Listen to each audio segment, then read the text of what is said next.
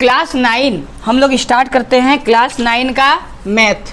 तो सबसे पहले हेडिंग में लिखना है क्लास 9। आज से क्लास स्टार्ट हो रहा क्लास 9। और हम लोग जो बुक पढ़ेंगे क्लास 9 में मैथ का, वो कौन सा बुक है? एनसीईआरटी टेक्स्ट बुक है। यानी क्लास 9 का हम लोग मैथ शुरू करने जा रहे हैं और मैथ्स में हम लोग एनसीईआरटी का बुक को फॉलो करेंगे, जो टेक्स्ट बुक। और पहला क्लास हम लोग का आज जो शुरू हो रहा है वो चैप्टर कौन सा है? अध्याय first, chapter first.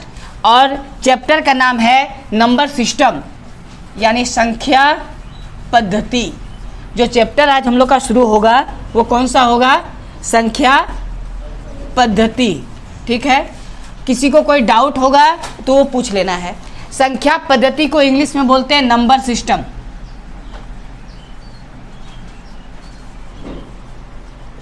Number system, ठीक है। तो जब पार्ट का ही नाम है, चैप्टर का ही नाम है नंबर सिस्टम, तो हम लोग सबसे पहले जानेंगे कि नंबर क्या होता है। तो नंबर क्या होता है?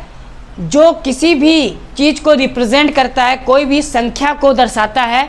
जैसे कि अगर हम लोग नंबर को जाने तो सबसे पहले हम लोग को नंबर में क्या जानना होगा? Natural number. तो हम लोग आज केवल इंट्रोडक्शन क्लास है। हम लोग नंबर सिस्टम में कुछ नंबर को जानेंगे, जिसमें से पहला नंबर हम लोग क्या जानेंगे? नंबर सिस्टम में पहला नंबर जानेंगे प्राकृतिक संख्या, यानी नेचुरल नंबर। तो हिंदी में इसको बोलते हैं प्राकृतिक संख्याएं।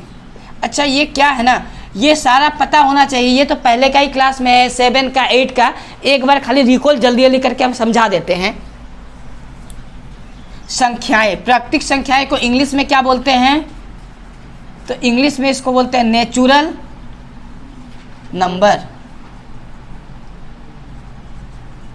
Natural numbers. और इसको हम लोग कैपिटल एन से रिप्रेजेंट करेंगे। कभी भी नेचुरल नंबर को अगर दर्शाना हो तो किससे दर्शाएंगे? कैपिटल एन से। क्या होता है नेचुरल नंबर? इसका परिभाषा हम नहीं बताते हैं, बस लिखते नहीं हैं लेकिन बता देते हैं। ऐसी सभी संख्याएं जो गिनी जा सकती हैं, यानी ऑल काउंटिंग नंबर, जितना भी गिनती की संख्या है वो सारे संख्या को क्या बोलते हैं? Natural number. सारे संख्या को क्या बोलते हैं? Natural numbers. इसका मतलब प्राकृतिक संख्याएं। सभी गिनती की संख्याएं क्या होती है? प्राकृतिक संख्याएं। एग्जाम्पल के लिए 1, 2, 3, 4, 5 डॉट डॉट, ये कभी ख़त्म नहीं होता है। ठीक है, तो ये एक बार जल्दी जल्दी समझा दे रही है, सबको पता होना चाहिए अभी तक का क्लास में। तो नेचुरल नंबर का मतलब क्या होता है? प्राकृतिक संख्याएं। प्राकृतिक संख्याएं कहाँ से शुरू होती है? 1 से। खत्म कहाँ होता है? अनंत पे। कोई भी मैक्सिमम नेचुरल नंबर नहीं हो सकता। इसका मतलब प्राकृतिक संख्या कहाँ खत्म होगा किसी को पता नहीं है। तो अगर क्वेश्चन पूछे सबसे छोटी प्राकृतिक संख्या क्या होती है, तो आंसर क्या होगा? 1। ये वाला सबसे छोटा प्राकृतिक संख्या क्या होगा? 1। सबसे बड़ा प्राकृतिक संख्या क्या होगा? अनंत। उसी को इन्फिनिटी कहते हैं। तो लास्ट में जो अनंत है उसको इस सिंबल से रिप्रेजेंट करते हैं। इसको क्या बोलते हैं? अपरिभाषित या अनंत या इन्फिनिटी बोलते हैं। बात समझ में आ गया? इसका मतलब सबसे छोटा प्राकृतिक संख्या क्या होता है? 1। सबसे बड़ा प्राकृतिक संख्या अनंत होता है, इन्फिनिटी होता है। माने उसका कोई मेजर किया हुआ वैल्यू नहीं है, बहुत हो सकता है। ठीक, तो पूछेगा प्राकृतिक संख्या शुरू कहाँ से होता है? 1 से। ठीक है, तो ये हो गया प्राकृतिक संख्या। ये कुछ एग्जाम्पल था। प्राकृतिक संख्या को किससे रिप्रेजेंट करते हैं ये याद रखना है। किससे दर्शाते हैं प्राकृतिक संख्या को? कैपिटल एन से। ठीक है, अब हम लोग पढ़ते हैं दूसरा चीज, पूर्ण संख्या क्या होता है? पूर्ण संख्या। ठीक है, तो हम लोग पूर्ण संख्या के बारे में भी जानेंगे। पूर्ण संख्याएं। अच्छा, पूर्ण संख्या को इंग्लिश में बोलते हैं होल नंबर। क्या बोलते हैं? Whole number. साथ साथ में सिंबल भी याद रखना है कि होल नंबर को रिप्रेजेंट करेंगे W से। किससे रिप्रेजेंट करेंगे? W से। ये W बताएगा, अगर कहीं W लिखा हुआ है इसका मतलब है पूर्ण संख्या, इंग्लिश में होल नंबर। कोई दिक्कत नहीं है। ठीक है, अब क्या होता है होल नंबर? ये जो कैपिटल N है तो ये W भी कैपिटल है। किसी को अगर लग रहा है स्मॉल है तो ये लो हम लिख देते हैं अच्छा से, ये कैपिटल है। ठीक है, तो अब क्या होता है होल नंबर? इसका परिभाषा क्या है? तो इसका परिभाषा हम बोलते हैं प्राकृतिक संख्या में अगर जीरो को शामिल कर लिया जाए तो वह होल नंबर कहलाता है। क्या बोले परिभाषा? प्राकृतिक संख्या में अगर जीरो को भी शामिल कर लिया जाए तो क्या कहलाता है? होल नंबर कहलाता है। होल नंबर का मतलब क्या होता है? पूर्ण संख्याएं। जिसको इंग्लिश में प्रॉब्लम है वो हिंदी याद कर सकता है, ठीक है। लेकिन हिंदी पूर्ण संख्या जो है इसको भी हम लोग दर्शाएंगे डब्लू से। हम कहीं डब्लू लिख दे तो समझ में आ जाना चाहिए कि सर लिख रहे हैं पूर्ण संख्या। बात समझ में आ गया? गुड। तो इसका तो परिभाषा हम बता दिए एग्जाम्पल जैसे। तो जो पूर्ण संख्या होता है वो जीरो से शुरू होगा, बाकी पूरा नेचुरल नंबर को उतार दो, 1 2 3 4 5 6 डॉट डॉट, ये भी कभी खत्म नहीं होता है, अनंत तक जाता है, ठीक है। इसका मतलब सारा प्राकृतिक संख्या हुबहू उतर गया, बस पहले क्या लिख दिए? जीरो। तो आसान हो गया परिभाषा समझने में कि अगर प्राकृतिक संख्या में जीरो लिख दिया जाए तो वो पूर्ण संख्या कहलाता है, ठीक है। पूर्ण संख्या कहाँ से शुरू होता है? जीरो से। तो सबसे छोटा पूर्ण संख्या क्या है? जीरो है। सबसे बड़ा पूर्ण संख्या क्या है? पता नहीं, अनंत तक है ना, वो अनंत तक जाएगा, उसका मैक्सिमम वैल्यू पता नहीं होता है। तो दोनों में एक ही चीज़ का अंतर है, जीरो का। हम बोल सकते हैं कि सभी प्राकृतिक संख्या पूर्ण संख्या हो सकती है, बट सभी पूर्ण संख्या प्राकृतिक संख्या नहीं हो सकती है। सभी पूर्ण संख्या का मतलब जीरो भी आ जाएगा, तो जीरो इसमें तो नहीं है ना, तो सभी पूर्ण संख्या प्राकृतिक संख्या नहीं हो सकता है, लेकिन सभी प्राकृतिक संख्या पूर्ण संख्या हो सकता है। बात समझ में आया डिफरेंस? इससे एक क्वेश्चन बनेगा एग्जाम में। देखो क्वेश्चन नंबर 3 जो हम लोग का टॉपिक होगा वो पूर्ण संख्या के बाद हम लोग सीखेंगे पूर्णांक संख्या। ये सब जानना बहुत जरूरी है। पूर्णांक संख्या, पूर्णांक संख्या। पूर्णांक संख्या को इंग्लिश में बोलते हैं इंटेजर। क्या बोलते हैं? इंटेजर्स, ठीक है। अब बाकी संख्या है तो है, अगर संख्या यहाँ ना लिखा जाए तो पूर्णांक ही खाली हम लोग बोलेंगे और इंटेजर बोलेंगे, ठीक। लेकिन जो इंटेजर है ना, इसको रिप्रेजेंट किससे करेंगे? तो आई से ना करके इसको रिप्रेजेंट करेंगे कैपिटल जेड से। किससे रिप्रेजेंट करेंगे? कैपिटल जेड से। यानी बड़ा अक्षर का जो ABCD का जेड है, ये जेड का मतलब क्या होता है? इंटेजर, यानी पूर्णांक। तो पूर्णांक को रिप्रेजेंट करते हैं हम लोग कैपिटल जेड से। बात समझ में आ गया? अब क्या होता है पूर्णांक यानी इंटेजर क्या होता है समझते हैं। इंटेजर सभी प्राकृतिक संख्या, सभी पूर्ण संख्या और ऋणात्मक संख्या इंटेजर कहलाता है, यानी पूर्णांक कहलाता है। या ऐसे बोल सकते हैं कि सभी पूर्णांक और ऋणात्मक संख्या मिलके क्या बनता है? पूर्णांक बनता है, ठीक है। तो पूर्णांक का परिभाषा हम बोले सभी पूर्ण संख्या और ऋणात्मक संख्या मिलके क्या बनाता है? पूर्णांक बनाता है। तो एग्जाम्पल हम यहाँ दे के समझा देंगे कैसे। तो ये रहा जीरो, सभी क्या लिखेंगे? पूर्ण संख्या, 0 1 2 3 4 डॉट डॉट डॉट गया। और साथ में हम क्या बोले थे? ऋणात्मक संख्या। क्या बोले थे? ऋणात्मक। तो ऋणात्मक लिखते हैं -1 -2 -3 -4 डॉट डॉट डॉट डॉट जा रहा है ना। यहाँ से क्या है? सभी पूर्ण संख्या, इधर वाला क्या है? सभी ऋणात्मक संख्या। क्या होता है? जो माइनस में लिखा होता है उसको ऋणात्मक संख्या कहते हैं, ठीक है। इसका मतलब ये जो लिखा हुआ है ना, ये प्लस में लिखा हुआ है, साइन प्लस का है नहीं, लेकिन ये धनात्मक संख्या है। 1 2 3 4 कैसा संख्या है? धनात्मक संख्या है। इसी को बोलते हैं, धनात्मक संख्या को इंग्लिश में बोला जाता है पॉजिटिव और ऋणात्मक संख्या को इंग्लिश में बोला जाता है नेगेटिव। तो हम बोल सकते हैं कि ये पॉजिटिव इंटेजर है और ये वाला नेगेटिव इंटेजर है। और ये जीरो ना तो प्लस होता है ना तो माइनस होता है।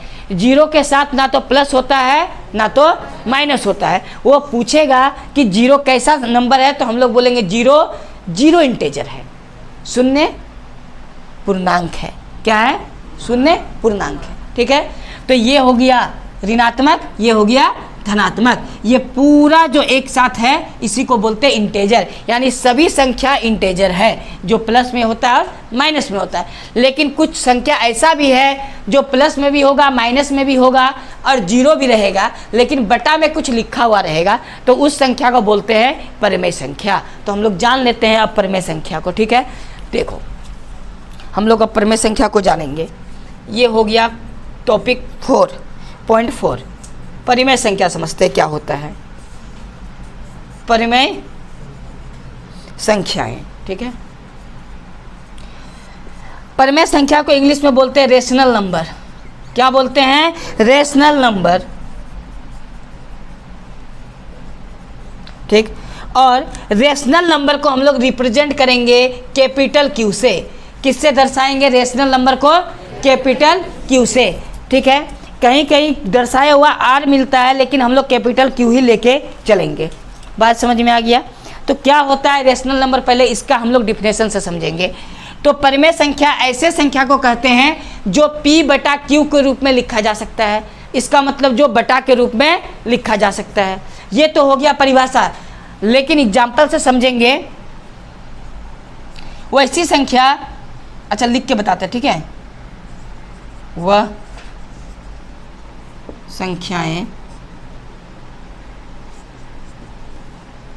संख्याएं जो P बटा Q के रूप में लिखा जा सकता है, लिखा जा सकता है। ठीक है, उसे परिमेय संख्या कहते हैं। उसे क्या कहते हैं? परिमेय संख्या कहते हैं। अब P और Q क्या है तो यहाँ लिखना होगा, जहाँ P तथा Q, जो P और Q है वो क्या है? पूर्णांक है। क्या है? पूर्णांक है। तो और Q कभी भी 0 के बराबर नहीं हो सकता है, इसीलिए Q नॉट इक्वल टू 0, लेकिन कभी भी Q 0 के बराबर नहीं हो सकता है। इसका मतलब जब हम लोग P बटा Q का बात करेंगे तो Q का मान कभी भी 0 नहीं हो सकता है। इस बात को अच्छे से समझना है। ठीक, एग्जाम्पल यहाँ लिखते हैं हम लोग, कुछ परिमेय संख्या का कुछ एग्जाम्पल लिखते हैं। जैसे पहला एग्जाम्पल हो गया, मान लेते हैं 1/2 माइनस 1/3, ठीक है, 0/1 या -7/11 या -6/-17 या 6/- कुछ भी लिख दो 11। ठीक है, इस तरह 1 -1 और 0/1 लिखे हैं तो खाली 0 भी हो सकता है, कुछ नहीं, मतलब नीचे क्या होता है? 1 होता है। ये सारा एग्जाम्पल किसका है? परिमेय संख्या का है। यानी ऐसी संख्या जो P बटा Q में लिखा जा सकता है। तो अब लगेगा कि ये कहाँ है? ऊपर वाला P है, नीचे कहाँ है? तो कुछ नहीं, मतलब नीचे क्या होता है? 1 दे सकते हैं। ठीक है, तो इसके नीचे भी 1 दे सकते हैं, -1 के नीचे क्या दे सकते हैं? 1। 0 के नीचे भी क्या दे सकते हैं? 1। लेकिन नीचे कभी 0 नहीं हो सकता है, बटा के नीचे कभी भी 0 नहीं हो सकता है। ये दोनों माइनस में कोई प्रॉब्लम नहीं है, ये दोनों प्लस हो माइनस हो कोई दिक्कत नहीं है, बस P बटा Q में होना चाहिए। तो जितना भी नंबर है ना, हम लोग सबको P बटा Q में लिख सकते हैं, यानी सब रेशनल नंबर आ जाएगा। कंडीशन एक ही है कि नॉट इक्वल टू 0 होना चाहिए। कौन सा वैल्यू? Q को। ठीक, अब बटा के केस में क्या होता है? ऊपर वाला को हम लोग यहाँ पर दर्शा रहे किसको? P को, और नीचे वाला को किसको रिप्रेजेंट कर रहे हैं? Q को। लेकिन इसको ऊपर वाला को ऐसे हम लोग अंश बोलते हैं, नीचे वाला को हर बोलते हैं। तो इसका मतलब नीचे का जो हर है वो कभी भी 0 के बराबर नहीं आना चाहिए। इंग्लिश में ऊपर वाला को क्या बोलते हैं? नोमिनेटर, और नीचे वाला को बोलते हैं डिनोमिनेटर, जो अंश और हर का हम लोग बात किए थे। बात समझ में आ गया? तो 4 गो जो नंबर का यहाँ पॉइंट था, प्राकृतिक संख्या, पूर्ण संख्या, पूर्णांक और परिमेय संख्या, सब अच्छा से याद होना चाहिए। सब अच्छा से याद होगा तभी समझ में आएगा। ठीक है, इसको नोट करना है। एग्जाम्पल नंबर 1 में लिखा है, नीचे दिए गए कथन सत्य है या असत्य। ये तो यहाँ तक क्वेश्चन हो गया, सत्य और असत्य बताने वाला। इसके बाद फिर लिखा है कारण के साथ अपने उत्तर दीजिए। इसका मतलब इसके पीछे का कारण भी देना है। ये एग्जाम्पल है तो बना हुआ है, हम समझा रहे हैं। तो 1 नंबर का एक जो है पहला क्वेश्चन लिखा है, प्रत्येक पूर्ण संख्या एक प्राकृतिक संख्या होती है। तो प्रत्येक पूर्ण संख्या प्राकृतिक संख्या नहीं हो सकता, क्योंकि प्रत्येक पूर्ण संख्या में 0 भी आएगा, लेकिन प्रत्येक प्राकृतिक संख्या में 0 नहीं आएगा। इसीलिए हम लोग का आंसर क्या हो जाएगा? असत्य। ये असत्य है हो जाएगा। अब असत्य के बाद इसका कारण बोला है, तो इसका कारण यहाँ लिखा हुआ है। कारण हम लोग क्या लिखेंगे? क्योंकि कारण जैसा कि यहाँ लिखा हुआ है, क्योंकि 0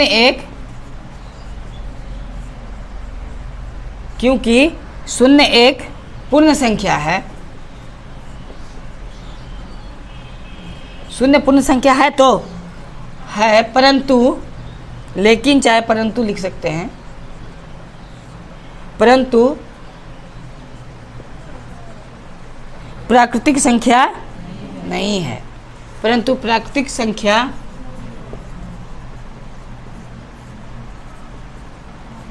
क्या नहीं है। ठीक है, ये इसका क्योंकि से कारण है। इसमें चूंकि पूछा था कि कारण भी बताइए, तो ये कारण है, लेकिन ऑब्जेक्टिव क्वेश्चन आएगा तो उसमें कारण नहीं पूछेगा, उसमें पूछेगा सत्य है कि असत्य है। तो उसमें से क्वेश्चन दे देगा और 4 ऑप्शन दिया रहेगा, सत्य, असत्य या कुछ और भी रहेगा 2 ऑप्शन, तो हम लोग को असत्य में टिक लगाना है, लेकिन कारण याद होना चाहिए।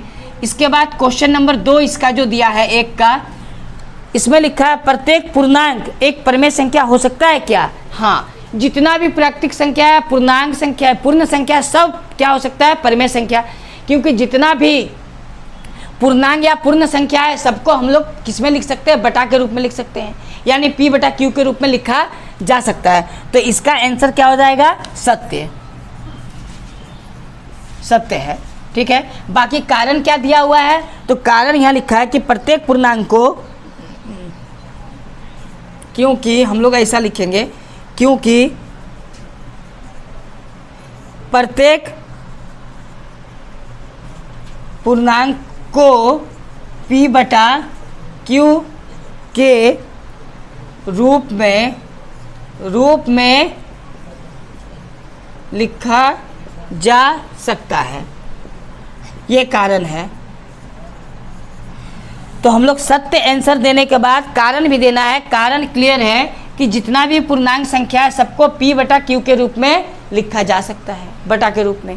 क्वेश्चन नंबर 3, क्वेश्चन नंबर 3 में क्या लिखा हुआ है? प्रत्येक परमेय संख्या एक पूर्णांक होती है। तो ये तो असत्य हो जाएगा, क्योंकि कुछ कुछ ऐसा परमेय संख्या है जो बटा के फॉर्म में नहीं भी रहता है, कुछ नहीं मतलब नीचे 1 होता है, लेकिन परमेय संख्या जितना है उसमें से बटा भी आता है, बिना बटा वाला भी आता है। तो सारा जो परमेय संख्या है वो पूर्णांक नहीं हो सकता है। तो इसका आंसर क्या हो जाएगा? असत्य। एग्जाम्पल से समझते हैं, असत्य है। ठीक है, असत्य है तो आखिर क्यों है? तो क्यों का कारण यहाँ लिखते हैं, क्योंकि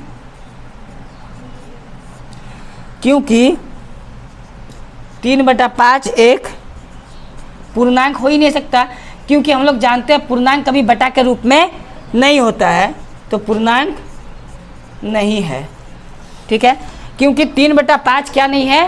पूर्णांक नहीं है, और जो पूर्णांक नहीं है तो वो हम लोग का क्या? परमेय संख्या तो हो नहीं सकता है। तो वही लिखा हुआ है असत्य, क्योंकि 3/5 एक पूर्णांक नहीं है। तो ये एग्जाम्पल 1 में 3 क्वेश्चन था, तीनों कंप्लीट हुआ। हम लोग अभी एग्जाम्पल 2 को भी सॉल्व करेंगे। उदाहरण 2 में लिखा है 1 और 2 के बीच 5 परमेय संख्या बताइए। अच्छा, 1 और 2 के बीच में कितना परमेय संख्या पूछा है? 5 गो। 1 और 2 के बीच में संख्या कितना हो सकता है? अनंत हो सकता है, लेकिन पूछा तो 5 गो ही है। ठीक, तो इसको किस तरह निकालेंगे, क्या प्रोसेस है, ये एग्जाम्पल नंबर 2 है।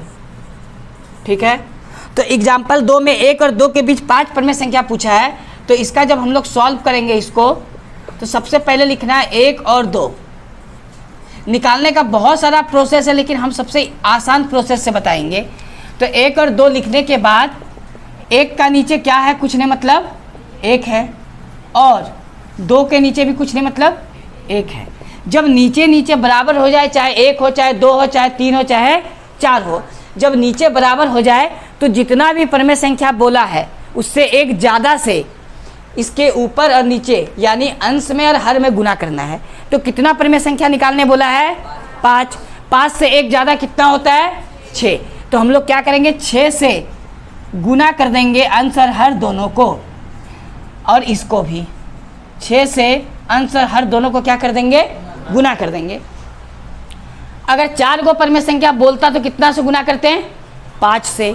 जितना भी बोलेगा उससे एक ज़्यादा से गुना करना है, लेकिन कंडीशन है कि नीचे बराबर पहले करना पड़ेगा। ठीक है, इसके बाद गुना करने के बाद 6 को 1 से 6/6 और 6 दूनी 12/6। नीचे 6 और 6 है। 6 से 12 तक का बीच में क्या क्या आएगा? 6 से 12 तक जब चलेंगे तो 6 के बाद 7, 8, 9, 10, 11, टोटल 5 नंबर दिखा, तो हम लोग लिख सकते हैं 6/6 कोमा 7/6 कोमा 8/6 कोमा 9/6 10/6 11/6 और लास्ट में 12 तक आए, यानी 6/6 और 12/6 का बीच में ये नंबर सारा आ जा रहा। ठीक है, तो ये 5 नंबर बोला था, काउंट करो इसके और इसके बीच में कितना नंबर है, 5 ही ना है, 1 2 3 4 5, तो ये आंसर हो गया। हम लोग लिख सकते हैं अतः 1 और 2 के बीच 5 परिमेय संख्या क्या क्या आया, 7/6 8/6 9/6 9/6 10/6 11/6, लास्ट में हम लोग लिख सकते हैं और 11/6। ये आंसर है, समझ में आ गया। इसी तरह हम लोग को सिंपल सॉल्व कर लेना है। और भी एक प्रोसेस है बनाने का, वो लंबा जाएगा, बहुत ही आसान वाला है ना। तो इसी तरह हम लोग का नेक्स्ट क्लास में शुरू होगा एक्सरसाइज 1.1। एक्सरसाइज 1.1 से पहले जितना भी इंट्रोडक्शन करना था नंबर के बारे में बता दिए। इसमें 2 एग्जाम्पल था, एग्जाम्पल 1 और 2 उसको सॉल्व कर दिए। अब नेक्स्ट क्लास में एक्सरसाइज शुरू होगा 1.1। बात समझ में आया? तो आज हम लोग का क्लास यहीं तक होगा।